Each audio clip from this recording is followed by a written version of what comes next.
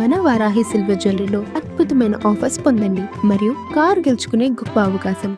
Breaking news చూస్తున్నాం. ఇరాన్పై America దాడులను తీవ్రతరం చేసింది. ఇస్ఫహాన్ నగరం పైన విరుచుకుపడింది. బాంబుల వర్షం కురిపించింది అమెరికా. సుమారు 1000 కిలోల బంకర్ బస్టర్లను కూడా ఈ దాడిలో వినియోగించినట్లుగా సమాచారం. అయితే దాడి వీడియోలను స్వయంగా ట్రూత్లో పోస్ట్ చేశారు అమెరికా అధ్యక్షుడు ట్రంప్. ఇస్ఫహాన్లో పేలుడు పదార్థాలతో పాటుగా ఆయుధాలు దాచింది ఇరాన్. అయితే యుద్ధానికి 10 రోజులు బ్రేక్ ఇస్తానని చెప్పి దొంగ దెబ్బ కొట్టారు అమెరికా అధ్యక్షుడు ట్రంప్.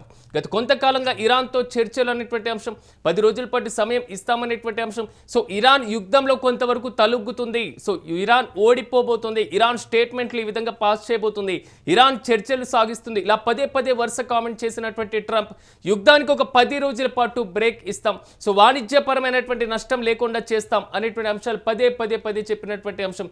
అయితే తాజాగా ఇస్ఫహాన్లో ఒక భారీ పేలుడుకి సో అమెరికా కుట్ర చేసి పాల్పడినటువంటి పరిస్థితి కనబడుతుంది.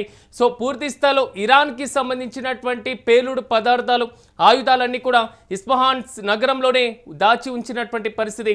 స్వయంగా ట్రంప్ ఈ దాడి వివరాలను అధికారికంగా ట్రూత్లో కూడా ధృవీకరిస్తూ పోస్టు చేసినటువంటి పరిస్థితి కనబడుతుంది. ఆ వీడియోలు సుమారు 1000 కిలోల బంకర్ బస్టర్లు. సో బంకర్లే అత్యంత కీలకం యుద్ధ సమయంలో. ఆ బంకర్లనే ధ్వంసం చేసేటువంటి వ్యూహంతోనే ఈ దాడి చేసినట్లుగా తెలుస్తుంది.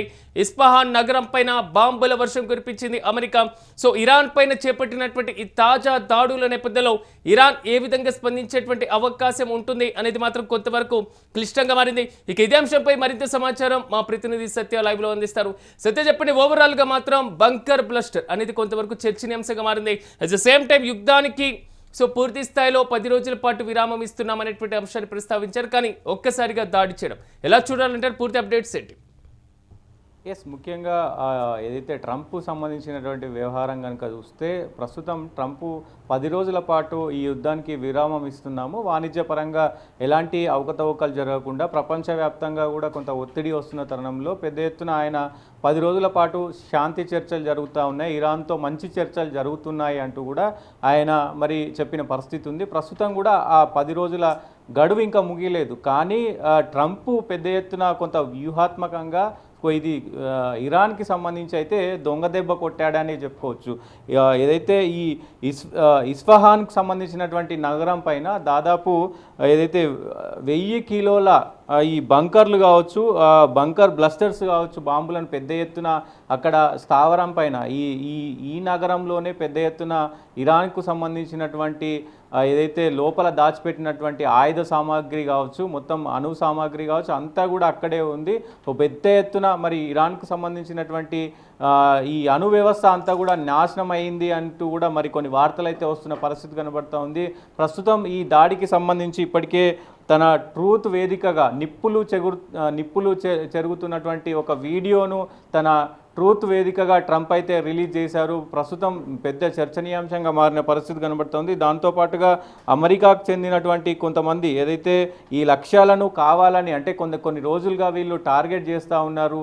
సో ఈ 10 రోజులు కూడా ఆ టార్గెట్కు భాగంగానే 10 రోజులు సమయం ఇచ్చారు. ఇరాన్ కొంత చర్చలు జరుపుతూనే ఇటు ఆ టార్గెట్కి సంబంధించినటువంటి వ్యవహారం నడిచింది. ఇదైతే ఇస్ఫహాన్కి సంబంధించినటువంటి నగరం పైన పెద్ద ఎత్తున ఫోకస్ చేశారు. సో ఈ నగరాన్ని కనుక మనం కట్టడి చేస్తే, ఈ నగరాన్ని కనుక ధ్వంసం చేస్తే ఇరాన్ దాదాపు 90% దానికి సంబంధించినటువంటి అణువాయుధాలకు సంబంధించి కావచ్చు, బ్లంకర్లకు సంబంధించి కావచ్చు, మొత్తం ఈ ఆయుధ సామాగ్రి మొత్తం అక్కడ లోపల అంటే భూమిలో దాచిపెట్టారు. కాబట్టి ఈ పెద్ద ఎత్తున ఈ దాడి జరగడంతో ఒక్కసారిగా ఉలిక్కి పడింది ఇరాన్ అంతా కూడా. ప్రస్తుతం ఇరాన్ అయితే మరి ఇప్పటివరకు అయితే ఎలాంటి స్పందించలేదు. సో మరి స్పందించాల్సిన అవసరం అయితే ఉంటుంది. దీని తర్వాత ఇప్పుడు ట్రంప్ చేసిన ఈ దాడి తర్వాత పెద్ద ఎత్తున అమెరికా కావచ్చు, అలాగే మరి ఇజ్రాయెల్ కావచ్చు కొంత అప్రమత్తమయ్యే అవకాశం ఉంటుంది. ఇరాన్ ఎలాంటి వ్యూహాలు రచించనుంది, ఇరాన్ దీనిపైన ఎట్లా ఖండించనుంది అనేది కూడా చూడాల్సిన అవసరం ఉంది. దాంతోపాటు ఇదొక అంటే ద్వంద్వ చర్య, అంటే ఇప్పటికే ఆయన శాంతి చర్చలు అంటూ ఒకవైపు చెప్తా ఉన్నాడు. దాంతోపాటు ఈ దాడి చేయడం నేరుగా ఇప్పుడు మొన్నదాకా కూడా మనం చూసినాం, ఇజ్రాయెల్ దాడి చేస్తే వెనక నుంచి అమెరికా సపోర్ట్ చేసింది. కానీ ఇప్పుడు అమెరికా అఫీషియల్గానే అనౌన్స్ చేసింది, మేము ఆ నగరం పైన దాడి చేశాము, మాకు సంబంధించినటువంటి 2000 పౌండ్లకు సంబంధించినటువంటి ఏదైతే ఈ 1000 కిలోల బస్టర్ బాంబులను కూడా మేము అక్కడ వేసామంటూ కూడా వాళ్ళు అఫీషియల్గా చెప్పిన పరిస్థితి పడుతుంది. ఇర్ఫహాన్ సిటీ అనేది అత్యంత కీలకం ఇరాన్కు, ఎందుకంటే కనబడుతుంది తీర ప్రాంతం నుంచి 340 కిలోమీటర్ల దూరంలో ఉన్నాం. కానీ డిఫెన్స్ సిస్టమ్ పరంగా at the same time nuclear system పరంగా ఇరాన్కి అత్యంత కీలకమైనటువంటి నగరం. సో ఇరాన్ డిఫెన్స్ సిస్టానికి సంబంధించి ఏమైనా డ్యామేజ్ జరిగిందా? ఇరాన్ అధికారికంగా ధృవీకరించింది ఏమైనా? డెఫినెట్గా ఇంకా వాళ్ళు ఇరాన్ నుంచి ఎట్లాంటి స్పందన రాలేదు. ఇప్పటికే పెద్ద ఎత్తున అక్కడ మంటలు కానీ పెద్ద ఎత్తున ఈ మొత్తం కూడా ఈ బ్లస్టర్ బాంబులు పడడంతో పెద్ద ఎత్తున అంటే 1000 కిలోమీటర్ల పరిధిలో కూడా మొత్తం కూడా అక్కడ పెద్ద బ్లాస్టర్ అయిపోయింది. ఆ ఏరియా అంతా కూడా బ్లాస్ట్ అయిపోయిన పరిస్థితి కనబడుతుంది. సో ఇక్కడే ముఖ్యంగా వాళ్ళకి సంబంధించినటువంటి పెద్ద ఎత్తున ఇవన్నీ కూడా అంటే గ్రౌండ్లో దాచిపెట్టినటువంటి స్థావరాలకు సంబంధించి అణ్వాయుధాలకు సంబంధించి కావచ్చు, అలాగే వాళ్ళకు సంబంధించినటువంటి కీలకమైనటువంటి ఆయుధాలు కావచ్చు, అవన్నీ కూడా అక్కడే ఉన్నాయి అనేది తెలుస్తూ ఉంది. సో అవన్నీ కూడా దాదాపు మొత్తం కూడా కాలిపోయిన పరిస్థితి కనబడుతూ ఉంది. ఇరాన్ వ్యవస్థకి ఏదైతే ఇప్పుడు వాళ్ళు ఇరాన్ యుద్ధం చేస్తుందో ఆ యుద్ధానికి సంబంధించినటువంటి 90% ఆఫ్ మొత్తం కూడా అన్నీ అక్కడే ఉన్నాయి. అవన్నిటిని కూడా మరి ఇప్పుడు ధ్వంసం అయిపోయిన పరిస్థితి కనబడుతుంది. కాబట్టి ఇరాన్ మొత్తం నష్టపోయింది, దాదాపు 90% నష్టపోయింది ఈ దాడితోటి అంటూ కూడా ఇటు అమెరికా వర్గాలు అయితే చెప్తా ఉన్నాయి. ఇరాన్ స్పందించాల్సిన అవసరం ఉంది. ఇరాన్ ఎట్లా స్పందిస్తుంది, లేదంటే ఇరాన్ ఎదురుదాడి చేసే అవకాశం ఉంటుంది, ఎట్లా ఎదురుదాడి చేస్తుంది అనేది కూడా చూడాల్సిన అవసరం అయితే ఉంటుంది. ఇప్పటికే ఇజ్రాయెల్ చేస్తున్న దాడికి గల్ఫ్ దేశాలపైన అసలు మూకుమ్మడిగా దాడి చేస్తూ ఉంది ఇరాన్. ఆ ఇరాన్ దాడిలో గల్ఫ్ దేశాలు అన్నీ కూడా అతలాకుతలమవుతున్న పరిస్థితి కనబడుతుంది. ఇప్పుడు ఈ దాడిపైన సో అమెరికా నేరుగా యుద్ధంలోకి దిగింది కాబట్టి ఇప్పటివరకు మనం చూసినాం సిరాజ్, అంటే ఇప్పటివరకు అమెరికా నేరుగా ఎక్కడ కూడా ఇరాన్కు సంబంధించినటువంటి భూభాగం పైన కానీ ఇరాన్కి సంబంధించినటువంటి ఇక్కడ అమెరికా అఫీషియల్గా యుద్ధంలో పాల్గొనలేదు. ఏదైతే ఇప్పుడు దాడి చేసిందో ఈ యుద్ధంతో కూడా మొత్తం అమెరికా అఫీషియల్గా ఇరాన్ పైన అటాక్ చేసింది అనేది స్పష్టంగా తెలుస్తుంది.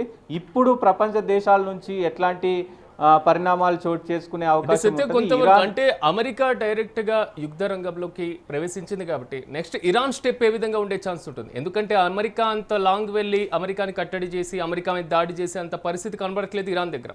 సో గల్ఫ్ దేశాల మీద దాడులనే ఉధృతం చేసేటువంటి పరిస్థితులు లేవంటారా?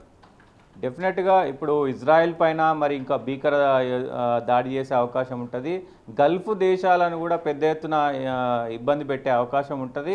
సో ఇప్పుడు మరి అమెరికా ఆల్రెడీ ఈ యుద్ధంలోకి ఎంటర్ అయింది కాబట్టి ఇటు ఇరాన్కి సంబంధించినటువంటి మిత్ర దేశాలు కూడా ఏమైనా ఎంటర్ అవుతాయా ఏంటి అనేది కూడా చూడాల్సిన అవసరం అయితే ఉంది. కానీ ఇది ఓవరాల్గా మొత్తం ఈ దాడికి సంబంధించి కూడా ఒకంత చర్చనీయాంశంగా మారిన పరిస్థితి ఉంది. అసలు ఈ యుద్ధం నిజంగా మరి 3వ ప్రపంచ యుద్ధానికి దారి తీసే అవకాశం ఉందా అంటే నిజంగానే అవుననే చెప్తున్నారు అందరు కూడా. ఎందుకంటే ఇప్పుడు అమెరికా నేరుగా ఇరాన్తో యుద్ధానికి తెరదీసింది. దాంతో అన్ని దేశాలు కూడా మరి ఇరాన్కి సంబంధించినటువంటి మిత్ర దేశాలు కూడా ఇప్పటికే ఆహుతీలు మరి ఇటు యుద్ధంలోకి రంగప్రవేశం చేసిన పరిస్థితి కనబడతా ఉంది.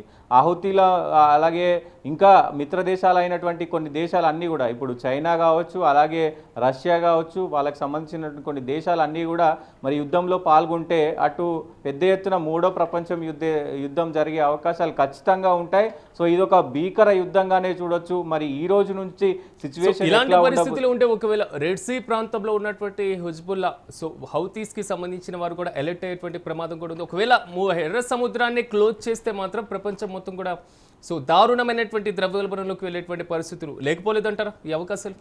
డెఫినెట్గా ఇప్పుడు ఎర్ర సముద్రంతో పాటు హార్మూజ్ జలసంధిని కంప్లీట్గా మూసేసే అవకాశం ఖచ్చితంగా కనబడుతుంది. ఈ దాడి తర్వాత ఇరాన్ ఎట్లా స్పందిస్తుంది అనేది ఖచ్చితంగా చూడాల్సిన అవసరం అయితే ఉంటుంది. హార్మూజ్ని మూసేయడం, ఎర్ర సముద్రం పైన ఏదైతే హౌతీలు మొత్తం కూడా నియంత్రణ చేపట్టడం ఇదంతా కూడా జరిగితే కనుక ఆర్థిక సంక్షోభం, ప్రపంచ దేశాలకు ఆర్థిక సంక్షోభం అంటే బాంబులు వేయడం ఎంత ఇదో ఆ బాంబులు వేయడం దానికంటే కూడా ఇప్పుడు ఆ ఎర్ర సముద్రం బంద్ చేసినా, ఇటు హార్మోజ్ను బంద్ చేసినా కానీ ప్రపంచ దేశాలు కొట్టుమిట్టాడే పరిస్థితి ఉంటాయి.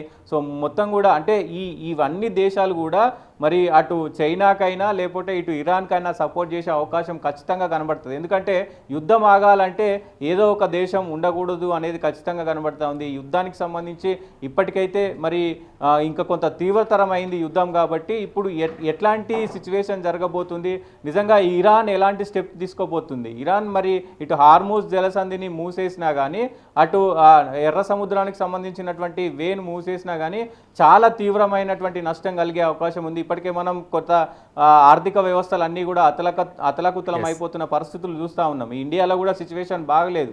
గ్యాస్కి సంబంధించి కావచ్చు, ఇంధనం సంబంధించి కావచ్చు, అన్నీ కూడా పెద్ద ఎత్తున షార్టేజ్ కనబడతా ఉంది. సో ఈ దాడి తర్వాత ఇంకా అది ఎంత పర్సెంటేజ్ పెరిగే అవకాశాలు ఉన్నాయనేది కూడా చూడాల్సిన అవసరం ఉంటుంది. దాంతోపాటు ఇరాన్ చర్యలే ఇక్కడ మెయిన్గా ప్రభావితం చూపే అవకాశాలు ఉంటాయి. ఇరాన్కి సపోర్ట్గా దేశాలు వెళ్తే యుద్ధం ఇంకొక రకంగా మారే అవకాశం ఉంటుంది. ఇరాన్ ఒకవేళ హార్మూజ్ అటు ఎర్ర సముద్రం మూసేస్తే ఇంకో రకంగా ఉండే అవకాశం ఉంటుంది. మొత్తం కూడా ప్రపంచ దేశాలను ఇరకాటంలో పెట్టే పని ట్రంప్ చేశాడు. ట్రంప్ ఎప్పుడు కూడా ఇట్లాంటి పనులు చేస్తూ ఉంటారని ఇప్పటికే పలు దేశాలన్నీ కూడా భావిస్తున్న పరిస్థితులు కనబడతా ఉన్నాయి. ట్రంప్ను కూడా ప్రపంచ దేశాలు ఇప్పటికే కొన్ని చిన్న చిన్న దేశాలు అయితే దుమ్మెత్తి పోస్తున్న పరిస్థితులు అయితే కనబడతా ఉన్నాయి. చూడాలి ఈ ట్రంప్ తీసుకున్నటువంటి ఈ గుంటనక్క ఏషాలు మరి ఎటువైపు దారి తీస్తాయి అనేది కూడా చూడాల్సిన అవసరం ఉంటుంది. Siraj. Right Satya, thank you. మొత్తం మీద మాత్రం ఇరాన్ పైన దాడిని 10 రోజుల పాటు మేము బ్రేక్ ఇస్తున్నాం. ఇది అమెరికా అధ్యక్షుడు ట్రంప్ చెప్పినటువంటి మాట. కానీ తాజాగా ఇరాన్ పైన అమెరికా దాడులను తీవ్రతరం చేసింది. ప్రత్యక్షమైనటువంటి యుద్ధంలోకి తానే దిగుతున్నాను. ఇప్పటివరకు ఇజ్రాయెల్కి సపోర్ట్ చేసినటువంటి అమెరికా సో కొంతవరకు పరోక్షంగా యుద్ధంలో ఉన్నటువంటి పరిస్థితుల నేపథ్యంలో సో డైరెక్ట్గా ఇస్ఫహాన్ నగరం పైన బాంబులతో విరుచుకుపడినటువంటి పరిస్థితి. సో 1000 కిలోల బంకర్ బస్టర్లతో దాడి చేసింది. దాడి వీడియోలను కూడా సో ట్రూత్లో పోస్ట్ చేశారు అమెరికా అధ్యక్షుడు ట్రంప్. మనం చూస్తున్నాం ఆ విజువల్స్కి సంబంధించి. సో ఇస్ఫహాన్ నగరంలో చోటు చేసుకున్నటువంటి భారీ పేలుడు, అదేవిధంగా అక్కడ ఆ డిఫెన్స్ సిస్టమ్తో పాటుగా అణ్వాయుధాలకు సంబంధించి as the same time so పూర్తి స్థాయిలో ఇరాన్కు అత్యంత కీలకమైనటువంటి రక్షణ నగరంగా మాత్రం ఇస్ఫహాన్ నగరానికి ప్రత్యేకమైనటువంటి గుర్తింపు ఉంది. సో అక్కడ దాడి చేస్తే ఇరాన్ను చాలా వరకు కట్టడి చేయొచ్చు అనేది మాత్రం ట్రంప్ భావించినట్లుగా తెలుస్తుంది. అయితే యుద్ధానికి 10 రోజులు బ్రేక్ ఇస్తానని చెప్పి దొంగ దెబ్బ కొట్టారు ట్రంప్. ఇప్పటికే యుద్ధం మీద మాత్రం అమెరికాలో సో ఆగ్రహ జ్వాలలు రేగుతున్నటువంటి పరిస్థితి. నో కింగ్స్ అనేటువంటి ఉద్యమాన్ని కూడా అమెరికాలో నడుపుతున్నారు. సో అమెరికా చరిత్రలోనే అత్యంత భారీదైనటువంటి ఉద్యమంగా సాగుతుంది. ఇదిలా ఉంటే అమెరికా అధ్యక్షుడు మాత్రం ఒక్కసారిగా యుద్ధానికి సంబంధించి మాట మార్చారు. ఇరాన్లో కీలకమైనటువంటి నగరం, మరి ముఖ్యంగా ఇరాన్ తీర ప్రాంతం నుంచి 300 అంటే ఆల్మోస్ట్ 340 కిలోమీటర్ల దూరంలో ఉన్నటువంటి ఇస్ఫహాన్ నగరం పైన మాత్రం దాడి చేసినటువంటి పరిస్థితి. ఓవరాల్గా చూడాలి ఇరాన్ నెక్స్ట్ స్టెప్ ఏ విధంగా ఉండబోతుంది. గల్ఫ్ దేశాలపైన దాడులను తీవ్రతను పెంచేటువంటి అవకాశం కనబడుతున్నాయి. హార్మూజ్ జలసంధిని పూర్తిగా క్లోజ్ చేసేటువంటి పరిస్థితులు కనబడుతున్నాయి. సో వారికి మిత్రులైనటువంటి హెజ్బుల్లాల సహాయంతో కూడా పూర్తి స్థాయిలో ఎర్ర సముద్రాన్ని కూడా క్లోజ్ చేసేటువంటి సిచ్యువేషన్స్ కనబడుతున్నాయి. సో యుద్ధంలో మద్దతు ఇచ్చేటువంటి దేశాలు, యుద్ధంలో ప్రత్యక్షంగా పాల్గొంటున్నటువంటి దేశాల సంఖ్య అయితే మాత్రం రోజు రోజుకు క్రమంగా పెరుగుతుంది. చూడాలి 3వ ప్రపంచ యుద్ధానికి ఇది నాందిలో ఉండబోతున్నామా, సో దీనికంటే భారీ యుద్ధాలను చూసేటువంటి పరిస్థితులు ఉంటాయా, లేదా చర్చల వైపున ఈ యుద్ధాలు మళ్ళేటువంటి పరిస్థితులు ఉంటాయా అనే దానిపైన మాత్రం ప్రపంచవ్యాప్తంగా ఉత్కంఠ కొనసాగుతూనే ఉంది.